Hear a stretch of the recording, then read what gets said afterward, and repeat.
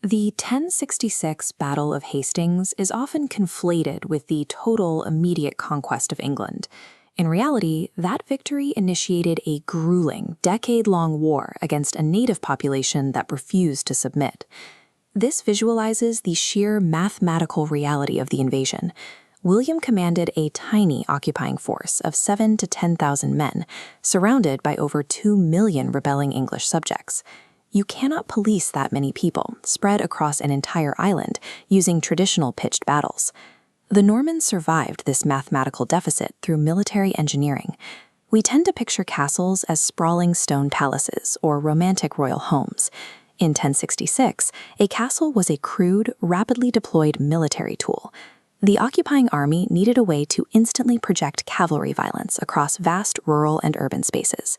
The engineered solution to this logistical nightmare was the Motte-and-Bailey. To survive the occupation, the Normans mass-produced these structures, converting the English landscape itself into an automated weapon of suppression against the native population. Construction began by excavating a massive defensive ditch and piling the soil into a central mound, known as a motte. Without the numbers to do this themselves, the Normans relied on a system called corvée labor. Corvée is unpaid, forced statute labor. The Normans extracted it directly from the local, subjugated peasantry. This data visualization tallies the immense human cost of that extraction. Building a large motte required up to 24,000 man-days of exhausting work, executed with little more than hand barrows and wooden shovels. The design was brutally efficient. Digging the deep outer ditch simultaneously provided the exact earth needed to build the towering motte. The invaders forced the English to physically construct the instruments of their own oppression under the watch of armed guards.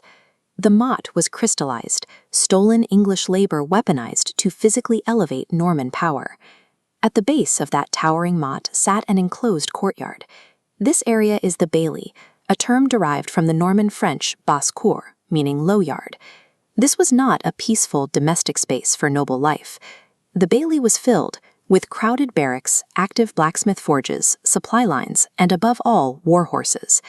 It served as a highly secure staging ground, designed so the garrison could launch rapid cavalry strikes into rebelling villages at a moment's notice. The Normans relied on the devastating power of armored cavalry to enforce their will against unmounted infantry and civilians. The bailey functioned as a coiled spring, a compressed zone of military energy that allowed a tiny garrison to instantly project lethal mounted force into the surrounding miles. At the absolute summit of the steep motte sat the keep. These early structures were built entirely of raw timber and mud, contrary to the public expectation of permanent stone castles. Stone keeps required highly skilled labor and took up to 10 years to build. The Normans could not afford that timeline during an active rebellion. They utilized pre-fabricated timber frameworks, sometimes cut and shipped directly from Normandy, for rapid assembly on the front lines. To increase the timber keep's weight-bearing capacity and defensive strength, they used a method called guerillum, packing earth and stone tightly between the wooden walls. The timber keep traded the long-term invulnerability of stone for the immediacy of a rapid deployment garrison. While many of these fortifications controlled rural areas, others were violently inserted directly into the heart of major Anglo-Saxon towns. The Normans deliberately built these castles directly on top of existing local halls and important Anglo-Saxon burhs. This architectural strategy required the mass demolition of civilian housing and immediate urban displacement. Look at this schematic mapping the urban grid in Lincoln. Clearing space for the earthworks demolished exactly 166 houses. In Norwich, the footprint erased 113 homes. In Cambridge, 27. This mass demolition served a psychological purpose, physically and visibly severing the old lines of Anglo-Saxon political authority. In urban centers, the Motte-and-Bailey acted as an architectural parasite, destroying the host city to establish a new regime right over its ruins. The finished Motte-and-Bailey towered over the subjugated, flattened settlement. In a relatively flat, low-lying medieval landscape, extreme verticality commanded absolute authority. The sheer, unnatural elevation of the motte created a constant, looming panopticon over the English peasantry. The intimidation was sensory. Civilians saw armored guards looking down from projecting wooden balconies, heard the war horses in the bailey, and lived under the visual dominance of the palisades. The structure functioned as a primary instrument of psychological warfare, valuing the projection of an inescapable threat above its utility in a conventional, prolonged siege.